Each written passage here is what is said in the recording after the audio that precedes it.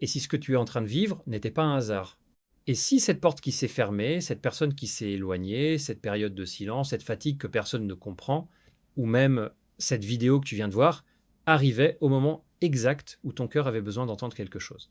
Peut être que tu demandes depuis longtemps, Allah, pourquoi moi, pourquoi maintenant, pourquoi tout semble-t-il se compliquer? Mais parfois, Allah ne répond pas à nos questions de la manière que nous attendons. Il répond par une situation, une rencontre, une séparation, une prise de conscience, un retard, une opportunité manquée ou une paix soudaine au milieu du chaos. Dans la vie moderne, nous sommes tellement occupés à regarder les notifications de nos téléphones que nous ne remarquons plus les signes qui se présentent silencieusement dans notre propre existence.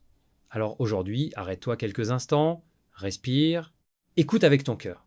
Parce que peut être que ce que tu considères comme une simple épreuve contient un enseignement que ton âme attend depuis longtemps. Et si tu vois ceci aujourd'hui, ne passe pas immédiatement à autre chose. Peut être que tu avais besoin d'entendre exactement ces paroles. Quand une porte se ferme, regarde ce qu'elle t'apprend. Il y a une douleur particulière dans le fait de voir une porte se fermer alors que tu pensais sincèrement qu'elle allait s'ouvrir.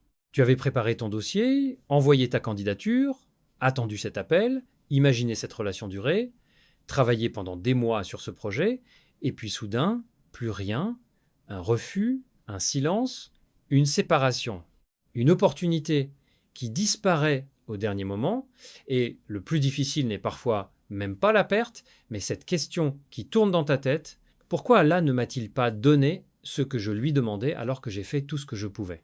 Pourtant, il y a une chose que nous oublions facilement. Nous voyons la porte, mais nous ne voyons pas ce qu'il y a derrière.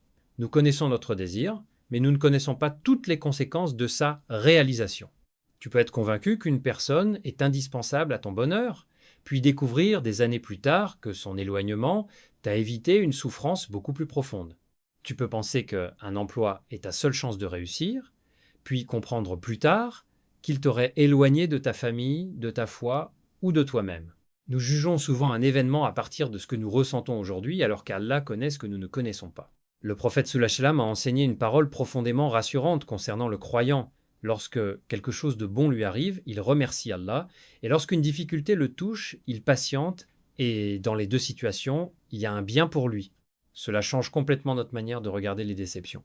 Peut être que cette porte fermée n'est pas le signe que tu as été oublié. Peut être qu'elle t'oblige simplement à arrêter de courir dans une direction qui n'était pas la tienne. Alors au lieu de rester prisonnier de la question pourquoi ai-je perdu cela, et c'est parfois d'en poser une autre, plus profonde, qu'est-ce que cette perte est en train de faire de moi? Car certaines portes se ferment pour te protéger, d'autres pour te réorienter, et certaines simplement pour t'apprendre à ne plus placer toute ton espérance dans les choses qui peuvent disparaître. Tu croyais peu. Est-ce que tu avais besoin de cette opportunité, de cette personne ou de cette réussite pour être heureux? Mais cette épreuve peut révéler quelque chose de beaucoup plus important. Ta valeur n'a jamais dépendu de ce que tu possèdes, de qui reste auprès de toi ou du nombre de fois où le monde te dit oui. Et parfois, lorsque tout ce que tu voulais tombe entre tes doigts, Allah te fait découvrir une force que tu n'aurais jamais cherchée si tout s'était passé comme prévu. Le silence que tu ressens peut devenir une école pour ton âme. Il y a des nuits où ton téléphone reste silencieux, où aucune notification ne vient interrompre tes pensées, et c'est précisément à ce moment-là que tu réalises à quel point tu avais peur du silence. Pendant la journée, tu peux remplir chaque seconde. Messages, vidéos, travail, conversations, musique, réseaux sociaux, nouvelles personnes, nouvelles préoccupations, tout semble préférable à quelques minutes passées seul avec toi-même. Pourtant, lorsque le bruit s'arrête, certaines vérités que tu repoussais depuis longtemps remontent à la surface. Tu réalises peut-être que tu n'es pas seulement fatigué de ton travail, mais fatigué de devoir constamment prouver ta valeur. Tu comprends que certaines relations te donnaient de l'attention sans réellement te donner de paix. Tu découvres que tu cherchais tellement à être apprécié que tu avais oublié de te demander si tu étais réellement heureux. C'est là que la solitude peut devenir une école. Non pas parce qu'elle veut nécessairement t'éloigner des gens, mais parce qu'il existe des périodes où ton âme a besoin d'être moins distraite pour retrouver son orientation. Le prophète Salajnam nous a enseigné que la véritable richesse est celle de l'âme, et cette parole prend une dimension particulière dans une époque où l'on confond facilement richesse et accumulation. Plus de contacts, plus d'argent, plus de visibilité, plus de réactions, plus de reconnaissance. Pourtant, tu peux avoir tout cela et ressentir un vide immense. À l'inverse, tu peux traverser une période où presque personne ne te cherche et découvrir une tranquillité que tu n'avais jamais connue. Peut être que cette période silencieuse t'apprend à ne plus dépendre de la validation des autres. Peut être qu'elle t'oblige à comprendre que certaines personnes étaient présentes uniquement lorsque tu leur étais utile et que leur départ révèle quelque chose que leur présence cachait. Peut être aussi qu'elle te donne enfin l'occasion de parler à Allah avec des mots que tu n'arrivais pas à prononcer lorsque ta vie était constamment remplie de bruit. Il y a une différence entre être seul et être abandonné. Tu peux être seul dans une pièce et ne jamais être réellement seul si ton cœur se tourne vers son Seigneur. Et parfois, le silence extérieur devient justement l'endroit où une conversation intérieure commence. Alors si personne ne t'écrit aujourd'hui, si certaines personnes ne demandent plus de tes nouvelles, si tu traverses une saison où tout semble étrangement calme, ne te précipite pas pour remplir ce vide. Assieds-toi avec lui un instant. Observe ce qu'il révèle. Car peut être que derrière cette solitude se trouve une question que tu évitais depuis longtemps, une habitude que tu dois abandonner, une blessure que tu dois accepter, ou simplement un cœur qui demande moins d'attention humaine et davantage de proximité avec Allah. Lorsque tout ralentit, ne crois pas que tout est terminé. Il arrive un moment où tu commences à te demander si quelque chose ne va pas chez toi. Tu regardes autour de toi et tu vois quelqu'un obtenir son diplôme, un autre décrocher un emploi, un autre se marier, un autre acheter une maison, voyager, lancer son entreprise ou simplement avancer avec une facilité qui te semble inaccessible. Puis, tu regardes ta propre vie et tu te demandes « Et moi, quand est-ce que mon tour viendra ?» Cette question paraît simple, mais répétée chaque jour, elle peut lentement détruire ton estime de toi. Tu commences à croire que tu es en retard, que tu as raté quelque chose, que les autres ont compris la vie avant toi. Pourtant, nous vivons dans une époque où nous comparons notre réalité entière avec les quelques secondes que les autres choisissent de montrer. Tu vois leur réussite, mais tu ne vois pas leur nuit d'inquiétude. Tu vois leur mariage, mais tu ne connais pas leurs épreuves. Tu vois leur argent, mais tu ignores leurs dettes, leurs sacrifices ou leurs peurs. Et surtout, tu oublies que ton chemin n'a jamais été conçu pour ressembler au leur. Une graine enterrée pourrait croire que tout est fini si elle pouvait observer l'arbre qui se trouve déjà à côté d'elle. Elle ne voit pourtant pas que quelque chose travaille dans l'obscurité. Il en va, parfois, exactement de même pour toi. Tu appelles cela une période vide, alors que Allah peut être en train de préparer en toi quelque chose que tu ne pourrais pas encore porter aujourd'hui. Peut être que tu demandes une responsabilité alors que ton caractère a encore besoin d'être fortifié. Peut être que tu demandes une abondance alors que tu dois d'abord apprendre à la gérer avec gratitude. Peut être que tu demandes une relation alors que ton cœur doit encore guérir de certaines blessures. Et peut être que tu demandes une réponse immédiate alors que cette attente est précisément ce qui doit développer ta patience. Dans le Coran, Allah nous rappelle que nous pouvons aimer une chose alors qu'elle est mauvaise pour nous et détester une chose alors qu'elle est bonne pour nous. Cette réalité devrait nous apprendre à ne pas interpréter trop rapidement les retards de notre vie comme des refus. Ton calendrier n'est pas celui d'Allah. Le monde te dira que tu devrais avoir atteint telle étape à tel âge. Mais Allah ne mesure pas ta valeur avec un calendrier social. Il regarde aussi ton cœur, tes efforts, ta sincérité, ta patience et la manière dont tu avances malgré ce que personne ne voit. Alors si tout semble ralentir aujourd'hui, ne prends pas nécessairement cela pour un signe d'échec. Continue de travailler, continue d'apprendre, continue de faire des invocations, continue de devenir une meilleure version de toi-même. Il existe des saisons où l'on récolte et d'autres où l'on plante. Tu ne peux pas exiger des fruits d'un arbre simplement parce que tu es impatient de les voir. Peut être que ta vie n'est pas bloquée, peut-être qu'elle est simplement en train de prendre racine. Certaines douleurs sont là pour réveiller quelque chose en toi. Certaines douleurs arrivent dans ta vie sans prévenir et te laissent avec une impression étrange, celle de ne plus être la même personne qu'avant. Une déception peut te faire regarder les gens autrement, une trahison peut briser une confiance que tu pensais indestructible, un échec peut te faire douter de tes capacités, et une perte peut soudainement te rappeler que rien de ce que nous aimons ici-bas ne nous appartient réellement pour toujours. Sur le moment, tu ne cherches pas une leçon. Tu cherches simplement à comprendre pourquoi cela t'arrive. Tu te lèves le matin avec ce poids dans la poitrine, tu accomplis tes responsabilités, comme si tout allait bien, tu souris lorsque quelqu'un te demande si tu vas bien, puis le soir, lorsque tout devient silencieux, tu retrouves cette douleur que tu avais essayé de cacher toute la journée. Pourtant, c'est parfois précisément dans ces moments que quelque chose de profond commence à changer en toi. Lorsque le confort disparaît, tu découvres des choses que tu n'aurais jamais remarquées dans une vie facile. Tu découvres qui tu es lorsque personne ne peut te sauver. Tu découvres la valeur d'une invocation faite avec des larmes plutôt qu'avec des paroles répétées mécaniquement. Tu découvres aussi que certaines personnes que tu croyais indispensables ne l'étaient peu, être pas autant que tu le pensais, tandis que certaines petites choses que tu négligeais deviennent soudainement précieuses. Le prophète Al-Banam a enseigné qu'aucune fatigue, maladie, tristesse, souffrance ou même épine ne touche le croyant sans qu'Allah n'en fasse une cause d'effacement de ses fautes. Imagine la profondeur de cette parole. Même une douleur que personne autour de toi ne comprend peut avoir une valeur auprès d'Allah. Cela ne signifie pas qu'il faut aimer la souffrance ou chercher les épreuves. Cela signifie que lorsque l'épreuve arrive malgré toi, tu n'es pas obligé de la traverser en vain, tu peux pleurer et rester croyant. Tu peux être épuisé et continuer à espérer.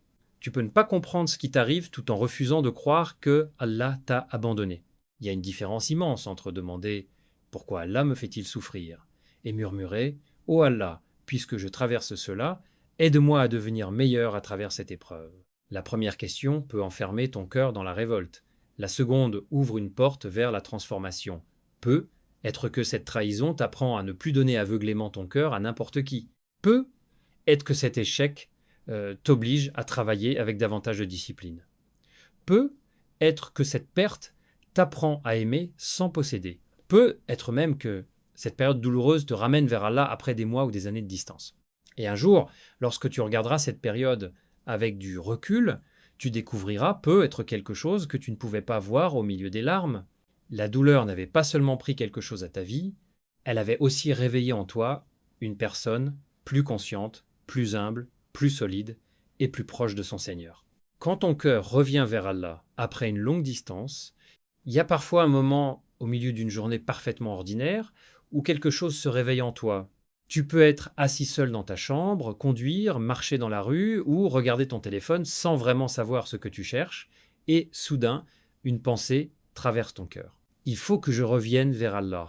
Ce sentiment peut arriver après des mois de distance, après des erreurs que tu n'oses même plus compter, après avoir laissé la prière devenir secondaire ou après avoir rempli ton existence de distraction pour ne pas penser à ce qui se passe réellement à l'intérieur de toi.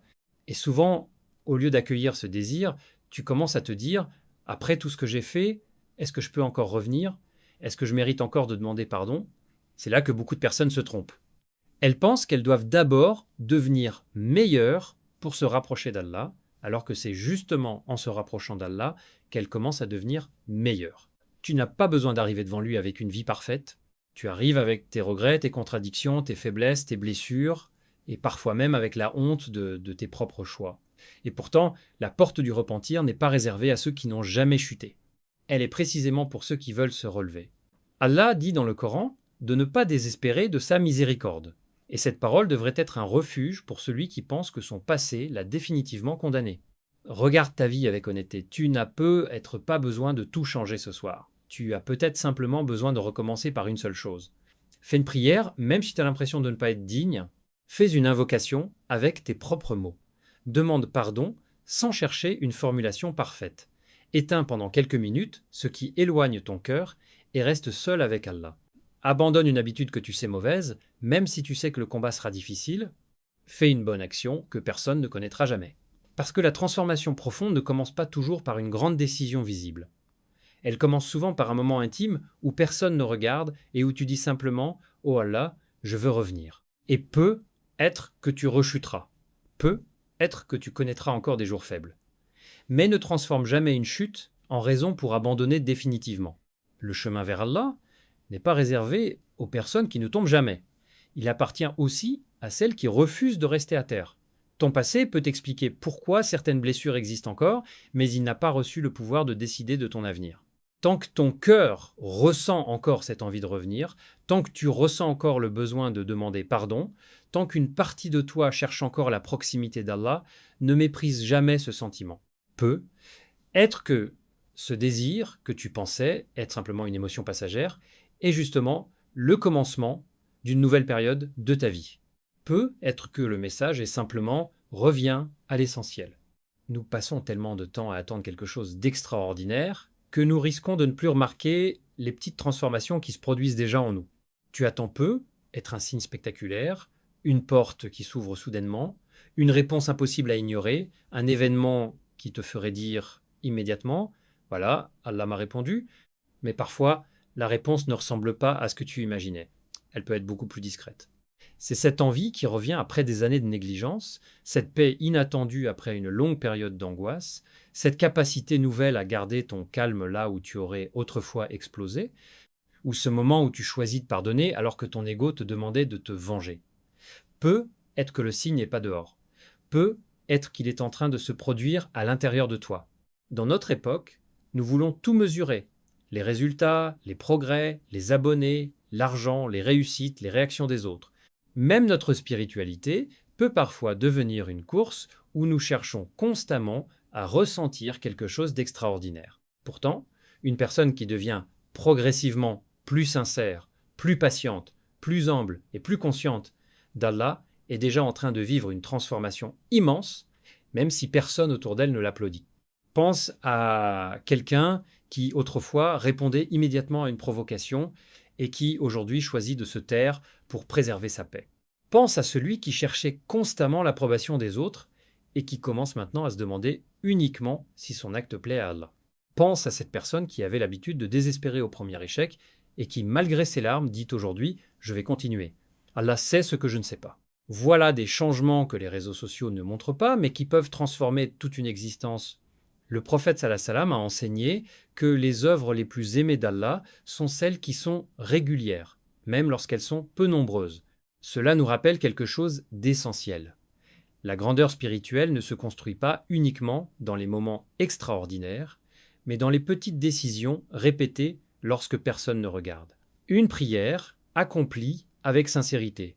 Une parole blessante que tu décides de retenir, une faute que tu refuses de recommencer, une personne que tu pardonnes sans chercher à raconter ton geste, une mauvaise habitude que tu combats encore aujourd'hui, même si tu l'as déjà combattue hier.